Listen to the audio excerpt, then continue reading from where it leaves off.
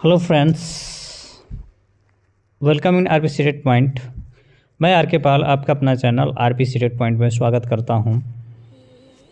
जैसा कि आप लोग देख ही रहे हैं कि बीपीएससी तैयारी 3 का अब डॉक्यूमेंट वेरिफिकेशन हो रहा है और सरकार ने भी तैयारी 4 के लिए आदेश लगभग पारित ही करने जा रही है और करीब 80,000 के करीब पेपर के माध्यम से ऐसे आप देख रहे हैं करीब 80,000 के करीब में सीटें आने जा रही है। इसके अलावा लाइब्रेरियन के भी सीटें आपकी आने जा रही हैं। इसके अलावा कंप्यूटर टीचर भी आने जा रही है। करीब 80,000 करीब 1,20,000 करीब में आपको जॉब देखने को मिलेंगे तैयारी 4 में बिहार के लिए। तो जो कैंडिडेट उसकी तैयारी कर रहे हैं तो उसमें सबसे इम्पोर्टेंट रोल जो होता है वो प्रीवियस ईयर का होता है। जैसे जो तैयारी 1, तैयारी 2, तैयारी 3 और तैयारी 3 री एग्ज़ाम जो हुआ था उस सबको लेके अगर देखा जाए तो कुल मिला के आपको प्रीवियस ईयर हेल्प काफ़ी करता है। तो उसी उपलक्ष्य में मैं आज आपके सामने एक वीडियो लेने जा रहा हूँ। साइंस का प्रीवियस ईयर पे आधारित होगा जो आपके तैयारी 1, तैयारी 2 और तैयारी 3 इस पे आधारित होगा और प्रीवियस ईयर होगा। और ये जनरल साइंस जीएस जो होता है जनरल साइंस का 6 to 8 के लिए 6 to 8 प्लस 1 to 5 के प्रीवियस ईयर 1 to 5 के प्रीवियस ईयर 6 to 8 1 to 5 के प्रीवियस ईयर का टोटल क्वेश्चन मैं लेके आया हूँ। हर सीरीज में करीब 25 से 30 क्वेश्चन मैं आपको लेके आऊँगा और आपकी तैयारी बहुत अच्छे तरीके से साइंस बैकग्राउंड का हो जाएगा। इसके बाद से चैप्टर वाइज भी मैं टॉपिक स्टार्ट करूँगा इस चैनल पे, ठीक है, तैयारी 4 के लिए। और बहुत ही जल्द सीटेट का भी मैं वीडियो अपलोड करते जाऊंगा, लेकिन ये सीरीज़ आपको डेली चलेगी जो प्रीवियस ईयर से रिलेटेड होगी। तो आइए बिना देरी करते हम लोग क्लास को शुरू करते हैं। ये टोटल क्वेश्चन जो है ना वो साइंस के हैं और मोस्ट एक्सपेक्टेड क्वेश्चन है जो आने की काफ़ी संभावना होती है और ये प्रीवियस ईयर का ही टोटल क्वेश्चन है। एक दिन मैं 30 सेट ही लेके आऊँगा, 30 से 40 क्वेश्चन मैं लेके आऊँगा। तो आप इस चीज़ को देखिएगा और काफ़ी हेल्पफुल रहेगा ये आपके एग्ज़ाम में। आइए देखते हैं पहला क्वेश्चन क्या है। पहला क्वेश्चन है, देखिएगा आपकी, which the flowing instrument is for measuring humidity of the air. हवा में नमी को मापने के लिए निम्न से किस उपकरण का उपयोग किया जाता है। ऑप्शन आपके हैं एरोमीटर, हाइड्रोमीटर, हाइगोमीटर, उपयुक्त में से एक से अधिक, नॉन ऑफ दीज। आप यहाँ पे एक पत्ता देखते होंगे। ह्यूमिडिटी का मतलब क्या होता है? आर्द्रता। ह्यूमिडिटी का हिंदी होता है आर्द्रता, यानी नमी की मात्रा किससे मापा जाता है। और लेकिन इसमें लिखा है कि किस हवा में नमी की मापने के लिए किस उपकरण का उपयोग किया जाता है। तो यहाँ एरोमीटर नहीं होगा, हवा देखे हो तो सिंपल बात है। जब भी हम लोग पानी की बात करते हैं तो वहाँ पे हमें सीधा दिखाई देता है क्या? हाइड्रा, ठीक है। तो इसका राइट ऑप्शन जो होगा वो हाइग्रोमीटर होगा, ठीक है। राइट आंसर जो होगा हाइग्रोमीटर होगा। अब हाइग्रोमीटर होगा और पत्तियों में देखिएगा आप इस तरह से छिद्र पाए जाते हैं जो जल को क्या करते हैं, एक जगह से हवा में नमी की मात्रा को क्या करते हैं, ऑब्जर्व करते हैं और शोषित करते हैं, जिसको हम लोग क्या कहते हैं, स्टोमाटा कहते हैं। स्टोमाटा अंग्रेजी में और हिंदी में इसको रंध्र कहा जाता है। तो राइट आंसर हमारा जो हो जाएगा वो हाइग्रोमीटर हो जाएगा। नेक्स्ट क्वेश्चन देखते हैं। क्वेश्चन नंबर 2 देखिएगा आप, ये फिजिक्स, केमिस्ट्री और बायो तीनों का है। इसके बाद से मैं जो सीरीज चलाऊंगा ना वो फिजिक्स, केमिस्ट्री, बायो का साइंस का क्वेश्चन ही रहेगा, तीनों मिक्स क्वेश्चन है, ठीक है। आइए दूसरा क्वेश्चन जो है कि धारा घनत्व एक होता है। तो धारा आप देख सकते हैं, धारा घनत्व क्या होता है? एक अदिश राशि, एक सदिश राशि, एक विमाहीन है, उपयुक्त में से कोई नहीं। ये धारा आप देख रहे हैं, ये धारा दिख रहा है आपको और ये इसकी आवेश दिखाई दे रहा है जिसको जे दिया हुआ है और ये एमीटर है। तो धारा जो होता है इसमें परिणाम भी होता है और दिशा भी होता है। तो एक तरह का क्या होगा, वो स्केलर क्वांटिटी होगा, वेक्टर क्वांटिटी होगा। एक सदिश राशि होता है क्योंकि इसमें दिशा होती है और परिणाम भी होता है, इसलिए क्या है, एक सदिश राशि है।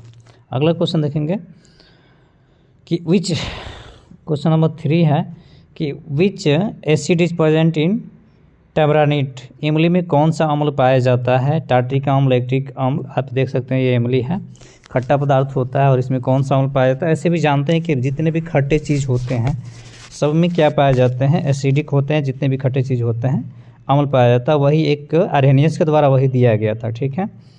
तो एक तरह के क्या हैं, खट्टे चीज़ जितने भी होते हैं उसमें अम्ल पाया जाता है। लेकिन इसमें इमली में कौन सा अम्ल पाया जाता है, तो देखिए मेथेनोइक अम्ल तो ये चींटी में पाया जाता है।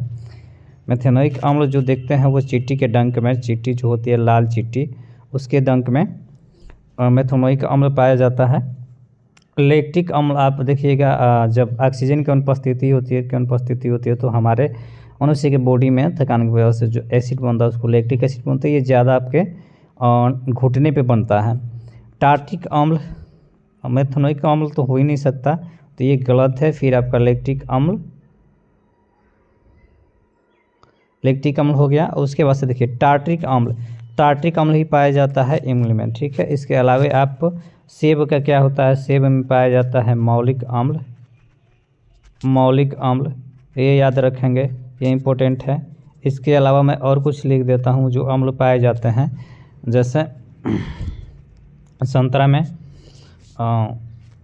में और इसके बाद नींबू में सिट्रिक अम्ल पाया जाता है। खट्टा पदार्थ होता है, नींबू में सिट्रिक अम्ल पाया जाता है और टमाटर में ऑक्जेलिक अम्ल पाया जाता है। तो ये याद रखेंगे, ठीक है, ये आता है। और हमारे पेट में जो होता है हाइड्रोक्लोरिक एसिड पाया जाता है HCl, तो ये याद रखेंगे। अम्ल से एक क्वेश्चन जरूर आते हैं, तो इसका राइट आंसर जो है वो टार्टिक एसिड हो जाएगा। अगला क्वेश्चन देखते हैं। क्वेश्चन नंबर 4 है कि परमाणु के स्थिर कक्ष का अर्थ हाइड्रोजन के परमाणु का, देखिए हाइड्रोजन के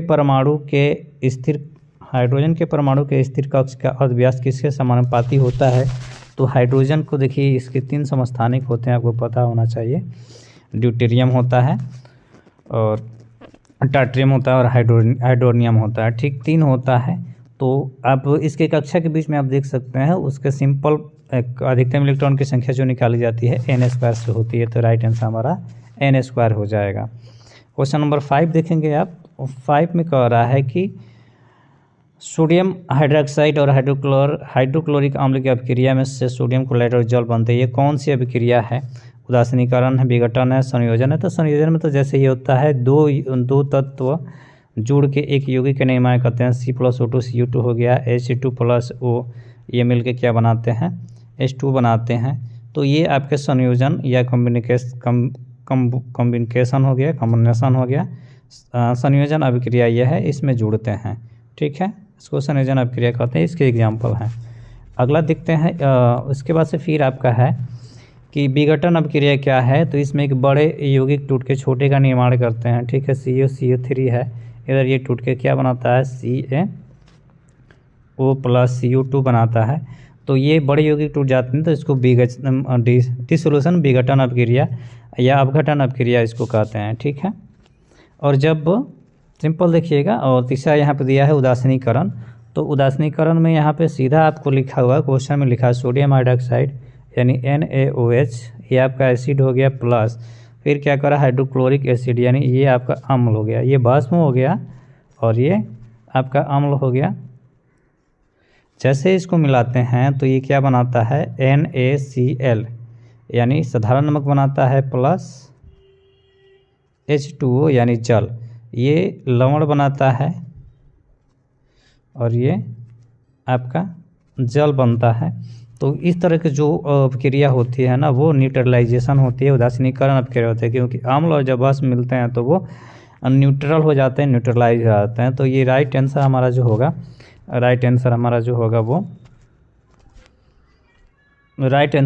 होगा वो ए नंबर होगा। अगला क्वेश्चन देखते हैं। क्वेश्चन नंबर 6 छूट गया है, देखिए 7 आइए। PDF इधर उधर हो चुका है, नंबरिंग इधर उधर, तो आप मेंशन लो। वह अभिक्रिया जिसमें ऑक्सीकरण की संख्या घटती है को कहा जाता है।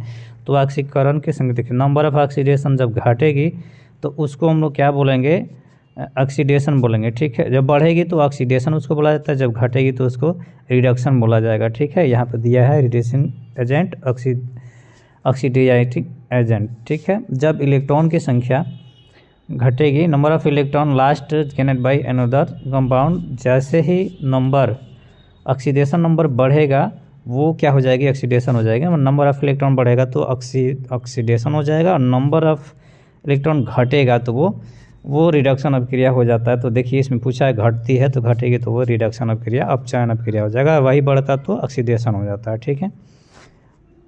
अगला क्वेश्चन देखते हैं। क्वेश्चन नंबर देखिए इधर उधर PDF हो चुका है। क्वेश्चन नंबर 6 यहाँ पे है कि फल को ज़बरदस्ती पकाने में किसका उपयोग किया जाता है? Ethylene, ethane, ethyne.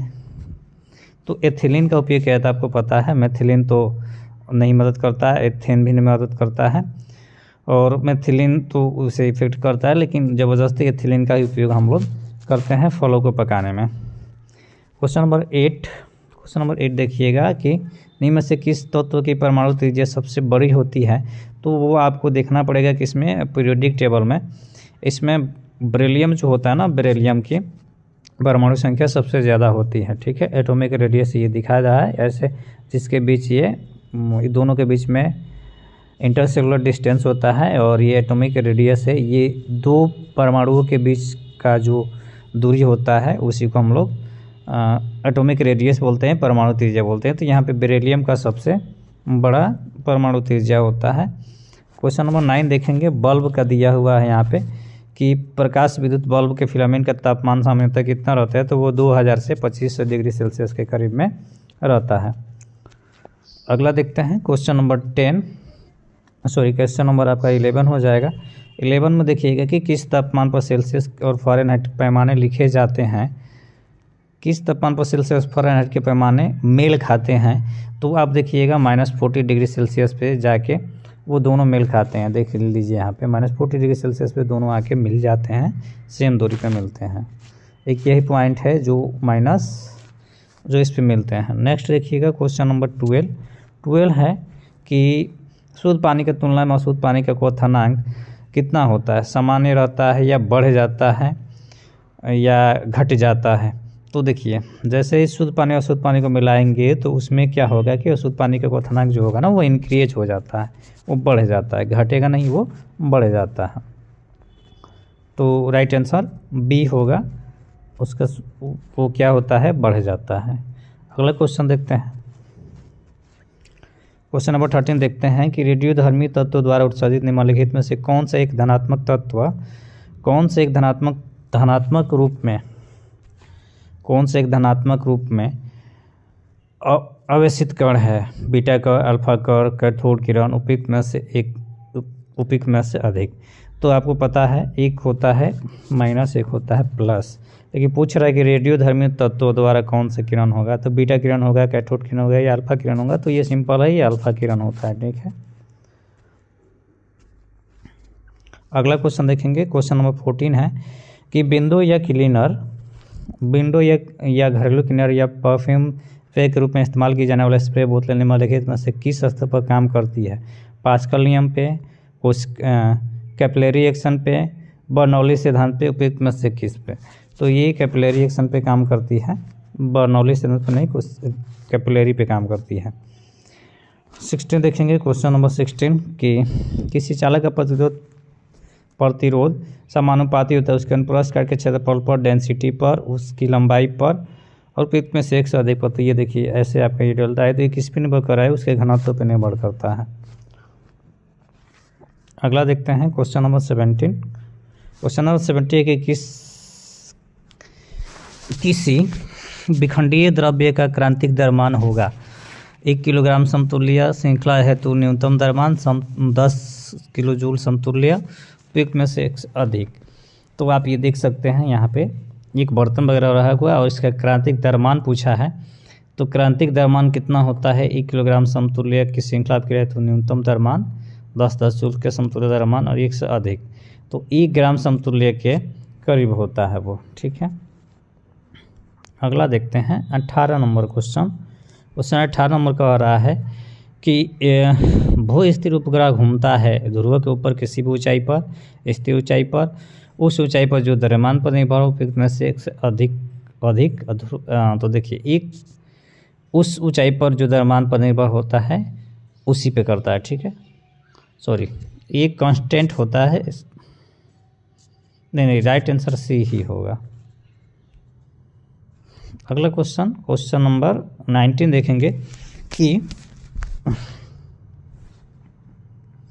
Question number 19 देखेंगे स्वतंत्र रूप से पृथ्वी की ओर गिरते हुए पिंड की कुल ऊर्जा यहाँ से नीचे अगर आती है तो पिंड की कुल ऊर्जा घटेगी या बढ़ेगी? तो ग्राउंड लेवल ये आपका हो गया, पिंड आपका देख लीजिए स्वतंत्र रूप से पृथ्वी की ओर घूमते पिंड की कुल ऊर्जा ऊपर से नीचे आती है, तो इसकी ऊर्जा घटेगी या बढ़ेगी, तो ऊपर से नीचे जैसे ही आएगी तो वो क्या होगी, ऊर्जा आपकी सिंपल दिख रहा है, पृथ्वी की ओर गिरते हुए पिंड की कुल ऊर्जा, स्वतंत्र रूप से पृथ्वी की ओर गिरते हुए पिंड की कुल ऊर्जा, ऊपर से पिंड की ऊर्जा आएगी नीचे तो वो क्या होती है, बढ़ती है। ऊपर से कोई भी चीज़ फेंकी जाती है तो उसकी ऊर्जा जो होती है वो बढ़ती है। तो राइट आंसर ये होगा। अब ये देखिएगा क्वेश्चन नंबर 20 देखिएगा कि ऑटोमोबाइल वाहन से निकलने वाली प्रमुख हानिकारक गैस है जो वायु प्रदूषण का कारण बनती है। तो आपको पता है कि उससे CO, CO2, SO2, nitrogen gas इत्यादि ये क्या होती है, निकलती है। N2 बहुत ज़्यादा मात्रा में, SO2 तो बहुत ज़्यादा मात्रा में निकलती है, CO2 बहुत ज़्यादा मात्रा में निकलती है, और कार्बन मोनोऑक्साइड बहुत ज़्यादा मात्रा में निकलता है। उसका जो धुआं होता है, तो मेथेन तो होगा नहीं, कार्बन डाइऑक्साइड होता ही है और कार्बन मोनोऑक्साइड। तो इसमें पूछा क्या है कि जो प्रमुख पूछा हुआ है, तो प्रमुख जो होती है वो मुख्य रूप से प्रमुख जो होती है वो कार्बन मोनोऑक्साइड ही होती है।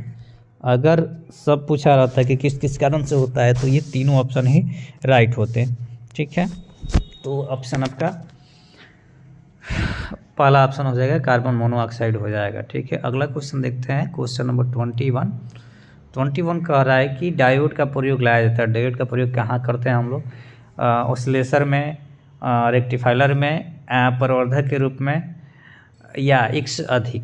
तो आप देख सकते हैं किस रूप में किया जाता है, इसको प्रवर्धक के रूप में उपयोग किया जाता है। ठीक है, अगला क्वेश्चन देखते हैं, क्वेश्चन नंबर 22 कह रहा है कि यदि जूल कूलाम है, एम्पियर है, तो विभवांतर के सही मात्रक आपको पता है कि वोल्ट होती है, विभवांतर के सही मात्रक वोल्ट होता है। तो ये आप देख सकते हैं, जूल हैं, वाट हैं, और इन्होंने क्या क्या दिया, इनका फिगर है, आप देख सकते हैं। अगला क्वेश्चन देखते हैं, क्वेश्चन नंबर 30 है कि ओम के नियम के सत्यापन के लिए क्या होना चाहिए। तो आपको पता है कि भी कांस्टेंट होता है I/R के, भी कांस्टेंट होता है I/R के। ठीक है, तो ए मीटर को श्रेणी क्रम में और वोल्ट मीटर में समानांतर क्रम में जाना चाहिए, और पूछा है कि वोल्ट मीटर, ए मीटर को समानांतर क्रम में और वोल्ट मीटर को श्रेणी क्रम में जोड़ा जाना चाहिए। ए मीटर को श्रेणी क्रम, वोल्ट मीटर को समानांतर क्रम में जोड़ना चाहिए, और ए मीटर को वोल्ट मीटर और श्रेणी क्रम में जोड़ना चाहिए। तो देखिए राइट आंसर हमारा जो होगा, राइट आंसर हमारा जो होगा ना, ए मीटर को श्रेणी क्रम में और वोल्ट मीटर को समानांतर क्रम में जोड़ना चाहिए। राइट आंसर बी होगा। ये बीपीएससी का ही क्वेश्चन है, प्रीवियस ईयर का Tier 1 में ये क्वेश्चन आया हुआ था। 24 देखेंगे, क्वेश्चन नंबर 24 है। 24 कह रहा है कि विद्युत चुंबक का कोर बनाने के लिए सामान्यतः उपयोग की जाने वाली सामग्री है नरम लोहा, स्टेनलेस स्टील, एल्युमिनियम। उपयुक्त में से अधिक तो आपको पता है कि इसमें सॉफ्ट आयरन का उपयोग किया जाता है, नरम लोहा का उपयोग किया जाता है। 25 देखेंगे कि विद्युत विभव को मापने के लिए किस उपकरण का उपयोग किया जाता है, गैल्वेनोमीटर, वोल्ट मीटर, पोटेंशियम मीटर। तो विभवांतर को बोला है, तो विद्युत विभव को विद्युत विभवांतर को गैल्वेनोमीटर से, विद्युत विभव को वोल्ट मीटर से मापा जाता है। ठीक है,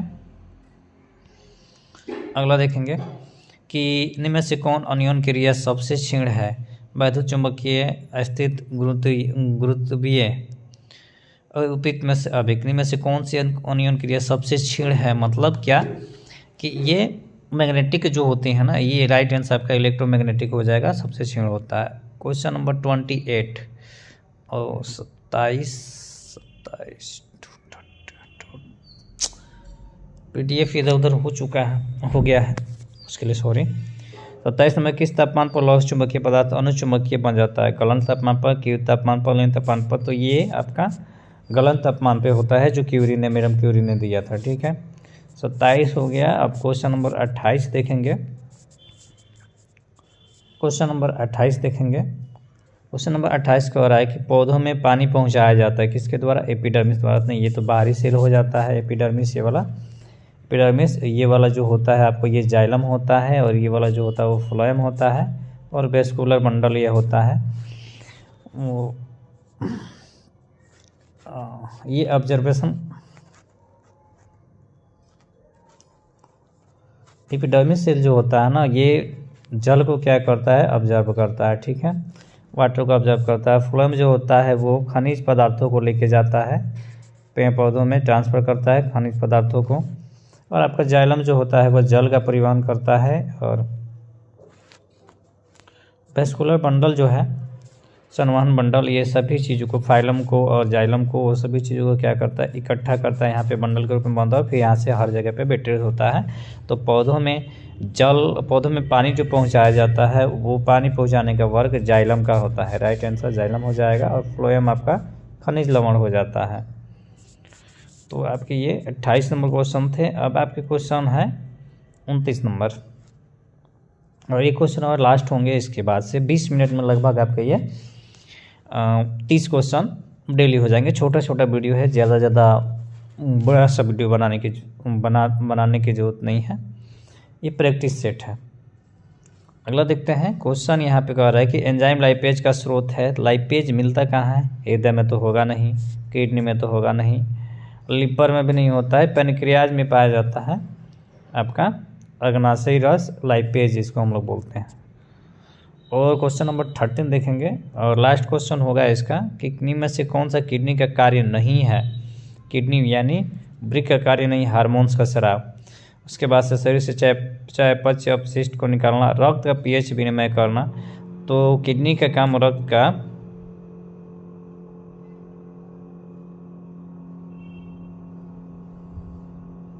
ये हार्मोन के स्राव को नहीं करता है, बाकी दोनों वर्क करता है। तो राइट आंसर हमारा सी हो जाएगा। तो ये सी हो जाएगा। तो ये कुछ इंपॉर्टेंट क्वेश्चन थे जो TRE 1, 2 और 3 के प्रीवियस ईयर के क्वेश्चन थे। आई होप आपको सेशन बहुत अच्छा लगा होगा और ये काफ़ी हेल्पफुल आपके एग्जाम में करेंगे TRE 4 के लिए। इसका अगला सीरीज़ मैं बहुत जल्द फिर अगला लाऊंगा। 30 का ही सीरीज होगा और 3 से 4 दिन में आपके प्रीवियस ईयर के जितने भी क्वेश्चन है वो ख़त्म हो जाएंगे। फिर टॉपिक वाइज कुछ टॉपिक और उसके बाद से सिलेबस डिस्कस करके कुछ टॉपिक, उसके बाद से फिर चैप्टर वाइज MCQ और आपका पॉइंट टॉपिक और PYQ दोनों को साथ में कंटिन्यू हम करेंगे। तो चैनल वीडियो कैसा लगा? अगर वीडियो अच्छा लगा हो तो वीडियो को लाइक ज़रूर कर दीजिएगा, कमेंट सेक्शन में कमेंट करिएगा और ज़्यादा से ज़्यादा शेयर करिएगा और चैनल को सब्सक्राइब कर दीजिएगा। मिलते हैं हम लोग नेक्स्ट वीडियो में। जय हिंद, जय भारत।